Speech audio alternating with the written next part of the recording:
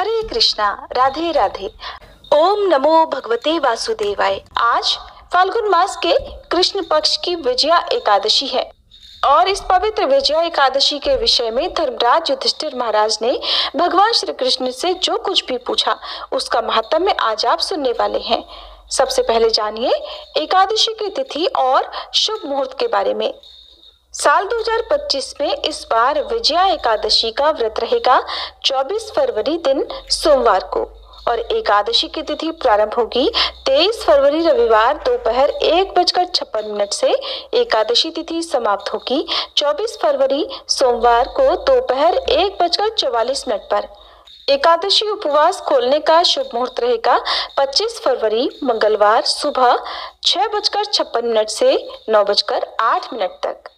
धर्मराज युधिष्ठिर अपने राज सिंहासन पर विराजमान है, किंतु उनके मन में एक गूढ़ प्रश्न उठता है। हे केशव, ऐसा कौन सा व्रत है जो समस्त पापों का नाश करता है, सभी कष्टों को हर लेता है और मोक्ष का द्वार खोलता है? तब युधिष्ठिर महाराज की इस जिज्ञासा को शांत करने स्वयं भगवान श्री कृष्ण अपने गरुड़ ध्वज से सुशोभित रथ पर आरूढ़ होकर द्वारका से इंद्रप्रस्थ की ओर बढ़ रहे हैं। मार्ग में उनका रथ मंगलकारी शंखनाद करता है और देवता पुष्प वर्षा कर इस पावन क्षण का स्वागत कर रहे हैं। श्री कृष्ण के मुख पर मंद मुस्कान है, क्योंकि वे जानते हैं कि ये कथा केवल युधिष्ठिर ही नहीं अपितु संपूर्ण मानव जाति के लिए कल्याणकारी होगी। तो आइए प्रिय श्रोताओं, हम सब भी अपने मन मंदिर में श्री हरि का स्वागत करें, उनकी वाणी का अमृत पान करें और विजया एकादशी की इस पुण्यमय कथा की दिव्य यात्रा में सहभागी बने। हरे कृष्ण। ओम श्री गणेशाय नमः। ओम नमो भगवते वासुदेवाय। फाल्गुन मास कृष्ण पक्ष एकादशी का व्रत अत्यंत पुण्यदायी और समस्त पापों का नाश करने वाला माना गया है। इस व्रत को करने से सभी संकट दूर होते हैं और विजय की प्राप्ति होती है। त्रेता युग में भगवान श्री राम ने इसी व्रत को कर समुद्र पर राम सेतु का निर्माण किया और लंका में विजय प्राप्त की थी। ये कथा उसी घटना का विस्तृत वर्णन प्रस्तुत करती है। त्रेता युग में भगवान श्री राम अपनी वानर सेना के साथ समुद्र तट पर खड़े थे। लंका की विशाल नगरी दूर से दिखाई दे रही थी। लक्ष्मण, हनुमान और सुग्रीव चिंतित मुद्रा में खड़े थे, क्योंकि समुद्र पार करना असंभव प्रतीत हो रहा था। समुद्र की लहरें उफान मार रही थी और सूर्यास्त की सुनहरी आभा संपूर्ण वातावरण को दिव्य बना रही थी। भगवान राम विचारमग्न थे। तभी लक्ष्मण उनके समीप आकर बोले, प्रभु, ये विशाल समुद्र हमारे मार्ग में बाधा बना हुआ है। हमें इसे पार करने का कोई उपाय खोजना होगा। भगवान राम गंभीरता से समुद्र को निहारने लगे, मानो किसी दिव्य संकेत की प्रतीक्षा कर रहे हों। तब समुद्र को पार करने का उपाय जानने के लिए भगवान राम और लक्ष्मण घने जंगल में स्थित ऋषि बगदालभ के आश्रम पर पहुंचे। वहां एक वृद्ध तेजस्वी ऋषि कमंडल और माला लिए बैठे थे। भगवान राम और लक्ष्मण उनके सामने हाथ जोड़कर खड़े हुए। ऋषि बगदालभ ध्यानस्थ मुद्रा में बैठे थे। उनके चेहरे पर दिव्य आभा थी। उन्होंने भगवान राम को उपदेश दिया, हे राम, यदि आप विजया एकादशी का व्रत रखें और भगवान नारायण की पूजा करें तो आपको विजय प्राप्त होगी और समुद्र स्वयं मार्ग देगा। तब ऋषि बगदालभ के बताए विधान अनुसार भगवान राम अपनी वानर सेना के मध्य खड़े हुए और सभी को विजया एकादशी व्रत का महत्व बताया। हनुमान, सुग्रीव और जामवंत ध्यान पूर्वक उनकी बातें सुन रहे थे। वानर समुद्र तट पर लकड़ियां, फूल और पत्तों से वेदी बना रहे थे। ऋषि और ब्राह्मण मंत्रोच्चारण कर रहे थे। वातावरण में मंत्रों की गूंज थी और समुद्र की लहरें भी अब शांत हो रही थी। भगवान नारायण की सुनहरी प्रतिमा रेत के मध्य एक कलश पर स्थापित की गई। भगवान राम दीप जलाकर पूजा प्रारंभ कर रहे थे।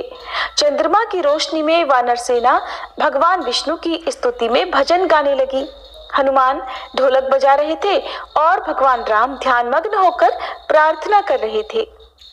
सूर्योदय की सुनहरी रोशनी में भगवान राम व्रत पूर्ण कर समुद्र की ओर देखने लगे।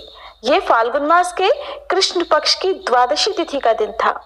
वानर सेना उल्लासित होकर जयघोष कर रही थी। समुद्र की लहरों में हलचल हो रही थी, मानो कोई संकेत दे रहा हो। नल और नील समुद्र में पत्थर डालने लगे और वे जल में तैरने लगे। हनुमान और अन्य वानर पत्थरों को आगे बढ़ाने लगे। भगवान राम गंभीर मुद्रा में इस कार्य को देख रहे थे। वानर सेना बड़े बड़े पत्थर लाकर समुद्र में डालने लगी। धीरे धीरे सेतु आकार लेने लगा। भगवान राम सेतु के आरंभिक छोर पर अपना पहला कदम रखते हैं। लक्ष्मण और पूरी वानर सेना श्रद्धा से ये दृश्य देख रही थी। समुद्र देवता जल से उभरकर भगवान राम को प्रणाम करने लगे और इस प्रकार समुद्र ने उन्हें आगे जाने का मार्ग दे दिया। राम सेतु पार कर भगवान राम और उनकी सेना लंका के द्वार पर पहुंची। वहां विभीषण राम को लंका की स्थिति समझाने लगे। श्री राम रावण को अंतिम चेतावनी भेजते हैं, लेकिन अहंकारी रावण युद्ध के लिए तत्पर था। अब युद्ध भूमि में भगवान राम और रावण आमने सामने होते हैं। भगवान राम ब्रह्मास्त्र का प्रयोग कर रावण का वध करते हैं। लंका विजय करने के बाद भगवान राम विभीषण को राजा नियुक्त करते हैं और इस प्रकार धर्म की स्थापना होती है। देवगण आकाश से पुष्प वर्षा करते हैं और भगवान राम की जय जयकार होती है। इस प्रकार विजया एकादशी व्रत के प्रभाव से भगवान राम को समुद्र पर सेतु बनाने और लंका विजय की शक्ति प्राप्त हुई। जो भी भक्त श्रद्धा और निष्ठा से इस व्रत को करता है, उसे जीवन में सभी प्रकार की बाधाओं से मुक्ति और विजय प्राप्त होती है। विजया एकादशी व्रत कथा समाप्त हुई। इस प्रकार जब भगवान श्री कृष्ण ने विजया एकादशी की महिमा का वर्णन किया तो समस्त सभा भक्ति भाव में लीन हो गई। युधिष्ठिर महाराज ने कहा, हे प्रभु, आपने मुझे इस व्रत की अनुपम महिमा सुनाई, इसके लिए मैं आपका अनंत आभार व्यक्त करता हूँ। अब मैं और मेरे परिजन इस व्रत का पालन करेंगे। तब श्री कृष्ण ने उन्हें आशीर्वाद देते हुए कहा, हे धर्मराज, इस एकादशी के व्रत से समस्त पापों का नाश होता है और जीवन में विजय प्राप्त होती है। इस प्रकार जो इस कथा को श्रद्धा से सुनता और विजया एकादशी का पालन करता है, वह समस्त कष्टों से मुक्त होकर ईश्वरी कृपा प्राप्त करता है। सभी मिलकर प्रेम से बोलिए, विजया एकादशी की जय। श्री नारायण भगवान की जय। एकादशी माता का व्रत है, हर पाप का नाश। जो सुने 11 माता की कथा, होता है हर मुश्किल से पार। प्रिय श्रोताओं, अब 11 माता अर्थात एकादशी माता की कथा आरंभ करने से पहले ये जानना अत्यंत आवश्यक है कि एकादशी माता की महिमा बिना किसी संदेह के अनंत है। भगवान विष्णु ने उन्हें विशेष आशीर्वाद दिया है कि कोई भी व्यक्ति जब तक एकादशी माता की कथा नहीं सुनता, तब तक वह विजया एकादशी जैसे महाव्रत का पूर्ण फल प्राप्त नहीं कर पाता। एकादशी माता स्वयं भगवान विष्णु की अर्धांगिनी होने के साथ साथ व्रतों की देवी भी है और उनका आशीर्वाद प्राप्त करने से व्यक्ति के जीवन में समस्त पापों का नाश और ग्रह दोषों का निवारण होता है।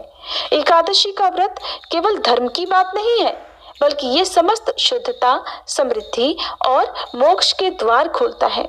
यही कारण है कि एकादशी माता की कथा का श्रवण अत्यंत महत्वपूर्ण होता है, क्योंकि ये कथा सुनने से जीवन में आ रही सारी बाधाएं, सारे दुख दूर हो जाते हैं और व्यक्ति भगवान के परम आशीर्वाद से संपन्न हो जाता है। एक बार देवर्षि नारद जी वैकुंठ लोक को गए। वहां उन्होंने भगवान श्री लक्ष्मी नारायण जी को प्रणाम किया। फिर नारद जी ने श्री हरि से कहा, प्रभु, अब धरती पर आपका प्रभाव कम हो रहा है। धर्म पर चलने वालों को कोई अच्छा फल नहीं मिल रहा। जो पाप कर रहे हैं उनका भला हो रहा है। तब श्री हरि कहने लगे, ऐसा नहीं है देवर्षि, जो भी हो रहा है सब नियति के कारण हो रहा है। श्री हरि की बात सुनकर नारद जी बोले, प्रभु, मैं तो देखकर आ रहा हूँ कि पापियों को तो अच्छा फल मिल रहा है, लेकिन भला करने वाले और धर्म के रास्ते पर चलने वाले लोगों को बुरा फल मिल रहा है, उन्हें दुख भोगने पड़ रहे हैं। भगवान ने कहा, देवर्षि, कोई ऐसी घटना बताओ जिससे तुम्हें ये लग रहा हो। नारद जी कहने लगे, प्रभु, अभी अभी मैं एक जंगल से आ रहा हूँ। वहां पर एक गाय दलदल में फंसी हुई थी। कोई भी उसे बचाने वाला नहीं था। थोड़ी ही देर के बाद मैंने देखा कि एक चोर उधर से गुजरा। दलदल में फंसी हुई गाय को देखकर वो रुका तक नहीं, बल्कि उस गाय पर पैर रखकर वह दलदल से भरा हुआ गड्ढा लांघ कर आगे निकल गया। आगे गया तो उस चोर को सोने की मोहरों से भरी एक थैली मिली। थोड़ी ही देर बाद वहां पर एक साधु महाराज आए। उन्होंने उस गाय को दलदल में फंसा देखा तो गाय को बाहर निकालने की पूरी कोशिश की और पूरी ताकत लगाकर आखिरकार उस गाय को निकाल लिया। गाय को बाहर निकालने के प्रयास में वह साधु महाराज खुद दलदल से लथपथ हो गए थे। जब वह साधु महाराज आगे बढ़े तो एक गड्ढे में गिर गए और उन्हें चोट लग गई। प्रभु, अब आप ही बताइए, ये कौन सा न्याय है? नारद जी की पूरी बात सुन लेने के बाद श्री हरि बोले, देवर्षि, ये सही ही हुआ। जो चोर गाय पर पैर रखकर भाग गया था, उसकी किस्मत में तो एक खजाना था, लेकिन उसके इस पाप के कारण उसे केवल कुछ मोहरें ही मिल पाई। वहीं उन साधु महाराज को गड्ढे में इसलिए गिरना पड़ा क्योंकि उनके भाग्य में उस समय मृत्यु लिखी हुई थी, लेकिन एक गाय को बचाने के कारण, दलदल से बाहर निकालने के कारण उनके पुण्य बहुत अधिक बढ़ गए और उनकी मृत्यु बस एक छोटी सी चोट में बदल गई। इंसान के कर्म से ही उसका भाग तय होता है देवर्षि, इसलिए अच्छे कर्म करना कभी भी नहीं छोड़ना चाहिए। श्री हरि की बात सुनकर देवर्षि नारद मुस्कुराते हुए और प्रभु को प्रणाम करते हुए नारायण नारायण कहकर प्रभु की रचाई हुई सृष्टि की अन्य लीलाएं देखने के लिए चल पड़े। प्रेम से बोलिए श्री लक्ष्मी नारायण भगवान की जय। अब सुनिए एकादशी माता की कथा। इस कथा को सुनने से ही एकादशी का व्रत पूरा माना जाता है। श्रोताओं, एक बार एक बूढ़ी माँ ने एकादशी का उपवास रखा। बड़े ही भक्ति भाव से वह एकादशी की पूजा किया करती थी। वे बूढ़ी हो चुकी थी। उन्हें वृद्धावस्था में कोई भी ऐसी वस्तु नहीं चाहिए थी जो वे एकादशी का उपवास रखती, क्योंकि एकादशी का उपवास रखने से तो श्री हरि की कृपा से सब कुछ मिल जाता है। वो बूढ़ी माँ तो अपने बच्चों के लिए, अपने परिवार की सुख सुविधा के लिए इतना कठिन व्रत रखती थी। वे दिन भर तो बड़ा कठिन मन करके और अपनी प्यास को किसी तरह से रोके रही, क्योंकि एकादशी के व्रत में वो जल की एक बूंद भी ग्रहण नहीं करती थी। द्वादशी को ही जल पीकर वो अपने व्रत का पारणा किया करती थी। दिन भर उन्होंने किसी प्रकार अपने मन को संयमित रखा, पूजा पाठ की, व्रत की कथा पढ़ी सुनी और फिर पंडित जी को मिट्टी के एक पात्र में भरकर पानी और मौसमी फल दान में दिए। दोना भरकर शक्कर भी वितरित की। उन्हें गर्मी के कारण बड़ी बेचैनी हो रही थी। एक तो निराहार और निर्जल रहकर उपवास रखा था और ऊपर से प्यास भी अधिक सता रही थी। इस कारण उन्होंने सोचा कि चलो पानी में बैठूं, शायद थोड़ी शांति मिले। ये सोचकर वह पानी में बैठी रही। पानी से बार बार कुल्ला करती और मुंह हाथ धोती रही। तब कहीं जाकर उन्हें थोड़ा बहुत चैन मिला। एक तो धूप तेज की पड़ रही थी, इस कारण बार बार बूढ़ी माँ का मुंह सूखा जा रहा था। बूढ़ी माँ बड़ी बेचैन हो रही थी। एक तो बुढ़ापा, दूसरा यह भयंकर गर्मी। बुढ़ापे की तो स्थिति ही कुछ ऐसी होती है, बड़ी मुश्किल से धीरज बंध पाता है। अब किसी प्रकार रो धोकर दिन कट पाया। अब बूढ़ी माँ के सामने पहाड़ सी लंबी रात थी, जिसका कट पाना बड़ा ही मुश्किल दिखाई दे रहा था। चारपाई पर पड़ी हुई बूढ़ी माँ को किसी प्रकार भी शांति नहीं मिल रही थी। बार बार प्यास के मारे गला सूख रहा था और वे इस प्रकार बेचैन होकर करवटें बदलती जा रही थी। कई बार उठकर वे घर के बाहर जाती, फिर अंदर आ जाती। ना उन्हें घर के अंदर शांति मिल रही थी, ना बाहर। वे पड़ी पड़ी एकादशी माता को याद करती रही और मन में ध्याती रही कि हे माता, आप मेरी लाज रखिएगा, आप ही मुझे शक्ति दीजिएगा ताकि मैं भली भांति आपका व्रत कर सकूं और ये पहाड़ सी रात सुकून से बीत जाए। प्यास के कारण बूढ़ी माँ की बेचैनी तो बढ़ ही रही थी। उन्होंने धैर्य रखने का बहुत प्रयास किया, लेकिन आखिरकार उनकी सहनशीलता की सीमा टूट गई और वे घबराकर प्यास के मारे एकदम चिल्ला पड़ी, बचाओ बचाओ। बूढ़ी माँ का चिल्लाना सुनकर उनके परिवार के सभी सदस्य उनके आसपास इकट्ठा हो गए और बूढ़ी माँ की चारपाई के पास पहुंच गए। सब बोले, अम्मा जी क्या हुआ, आपको क्यों चिल्ला रही हो? और जब आपसे व्रत नहीं रखा जाता तो इस बुढ़ापे में इतना कठिन व्रत क्यों कर रही हो? अम्मा जी अगर शरीर में ताकत है तभी तो भक्ति हो पाएगी। आप पानी पी लीजिए। बूढ़ी माँ अपने परिवारजनों से बोली, मेरे तो प्यास के मारे प्राण ही निकले जा रहे हैं, जरा जल्दी से मेरी छाती पर ठंडे पानी का घड़ा तो रख दो। नातियों ने दौड़कर दादी की छाती पर ठंडे पानी का बर्तन रख दिया। तब कहीं जाकर उन्हें थोड़ा बहुत सुकून मिला, और जब सुकून मिला तो थोड़ी देर के लिए उन्होंने अपनी आंखें बंद कर ली। इधर एकादशी माता सोचने लगी, ये है तो बूढ़ी माँ, लेकिन बड़े नियम से मेरा व्रत रखती है, चलकर इनकी परीक्षा लेनी चाहिए। ऐसा विचार कर एकादशी माता आधी रात को मुर्गा बनकर कुकड़ू कू करने लगी।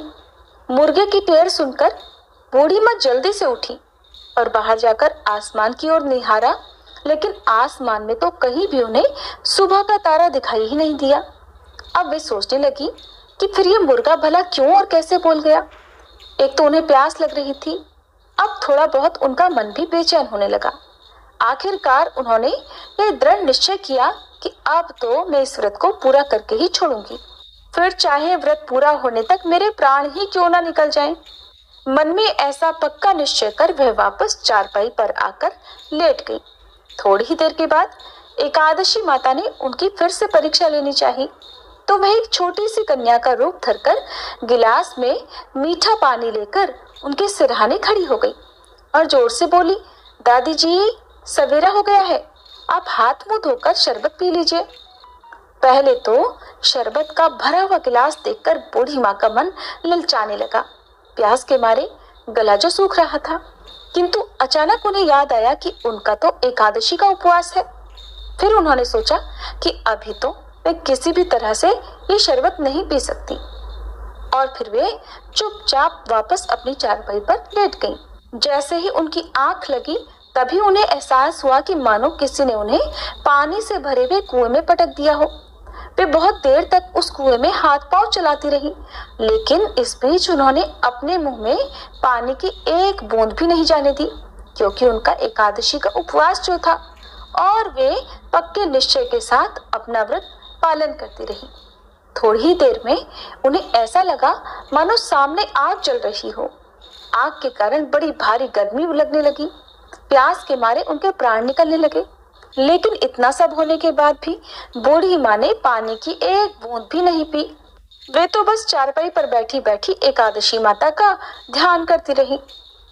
अब सवेरा होने में बस कुछ ही समय है, ये जानकर वे बड़ी तसल्ली के साथ इधर उधर घूमने लगी। एकादशी माता अब तक ये बात अच्छी तरह से समझ गई कि इन बूढ़ी माँ को किसी भी प्रकार से अपने व्रत से नहीं टाला जा सकता।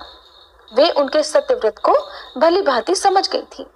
अब सवेरा हो गया तो बूढ़ी माँ ने स्नान किया, भगवान श्री हरि का पूजन किया, फिर एकादशी माता की कथा सुनी, ब्राह्मणों को दक्षिणा देकर भोजन कराया, तब कहीं जाकर उन्होंने जल ग्रहण किया। कन्याओं को भोजन कराने के बाद बूढ़ी माँ ने फिर स्वयं भोजन किया, और उस श्रेष्ठ व्रत के प्रभाव से बूढ़ी अम्मा की आयु में वृद्धि हो गई, उनकी आयु बढ़ गई। उनका घर परिवार हरा भरा हो गया। अब उनके घर में किसी भी चीज का कोई अभाव नहीं रहा। उनका घर हर प्रकार के सुख साधनों से भर गया। नाती नातिन से उनका घर भर गया, और वे उसी दिन से 12 महीने की एकादशी का व्रत करने लगी। एकादशी माता के व्रत के पुण्य प्रताप से इस संसार में हर प्रकार के सुख भोग कर वह बूढ़ी माँ अंत में भगवान श्री हरि के धाम को चली गई। जैसे एकादशी माता ने उन बूढ़ी माँ को और उनके परिवार को हरा भरा किया, वैसे ही हे एकादशी माता हम सभी की मनोकामनाएं पूर्ण कीजिएगा। प्रेम से बोलिए श्री लक्ष्मी नारायण भगवान की जय। एकादशी माता की जय। आइए अब हम सभी मिलकर प्रेम से एकादशी माता की आरती गाते हैं। ओम जय एकादशी माता मैया, जय एकादशी माता विष्णु पूजा व्रत को धारण कर शक्ति मुक्ति पाता। ओम जय एकादशी माता। तेरे नाम गिनाऊं देवी भक्ति प्रदान करनी। गण गौरव की देनी माता शास्त्रों में वरनी। ओम जय एकादशी माता। मार्गशीर्ष के कृष्ण पक्ष की उत्पन्ना विश्वतारिणी जनमी। शुक्ल पक्ष में हुई मोक्षदा मुक्तिदाता बन आई। जय एकादशी माता। पौष के कृष्ण पक्ष की सफला नामक है। शुक्ल पक्ष में होए पुत्रदा आनंद अधिक रहे। ओम जय एकादशी माता। नाम षट तिला माघ मास में कृष्ण पक्ष आवे। शुक्ल पक्ष में जया कहावे विजय सदा पावे। जय एकादशी माता। विजया फागुन कृष्ण पक्ष में शुक्ला आमल की। पाप मोचनी कृष्ण पक्ष में चैत्र महाबल की। ओम जय एकादशी माता। चैत्र शुक्ल में नाम कामदा धन देने वाली। नाम बरूथनी कृष्ण पक्ष में वैशाख महावाली। ओम जय एकादशी माता। शुक्ल पक्ष में होए मोहनी अपराजेष्ठ कृष्ण पक्षी। नाम निर्जला सब सुख करनी शुक्ल पक्ष रखी। जय एकादशी माता। योगिनी नाम आषाढ़ में जानो कृष्ण पक्ष करनी। देव शयनी नाम कहायो शुक्ल पक्ष धरनी। जय एकादशी माता। कामिका श्रावण मास में आवे कृष्ण पक्ष कहिए। श्रावण शुक्ला होए पवित्रा आनंद से रहिए। जय एकादशी माता। अजा भाद्रपद कृष्ण पक्ष की परिवर्तन शुक्ला। इंद्रा आश्विन कृष्ण पक्ष में वृत से भव सागर निकला। जय एकादशी माता। पापांकुश है शुक्ल पक्ष में आप हरन हारी। रमा कार्तिक में आवे सुखदायक भारी। ओम जय एकादशी माता। देवोत्थानी शुक्ल पक्ष की दुख नाशक मैया। पावन मास में करो विनती पार करो नैया। ओम जय एकादशी माता। परमा कृष्ण पक्ष में होती जन मंगल करनी। शुक्ल पक्ष में होए पद्मनी दुख दारिद्र हरनी। ओम जय एकादशी माता। जो कोई आरती एकादशी की भक्ति सहित गावे। जन गुर्दिता स्वर्ग का वासा निश्चय वह पावे। ओम जय एकादशी माता। मैया जय एकादशी माता। ओम जय एकादशी माता। दोस्तों, आपको ये कथा कैसी लगी कृपया कमेंट करके ज़रूर बताएं। वीडियो पसंद आया हो तो लाइक करें और अपने दोस्तों के साथ शेयर करें। कमेंट बॉक्स में जय श्री कृष्णा लिखना ना भूलें। ऐसी ही और भी बहुत सारी कहानियों को सुनने के लिए चैनल को सब्सक्राइब जरूर करें। धन्यवाद।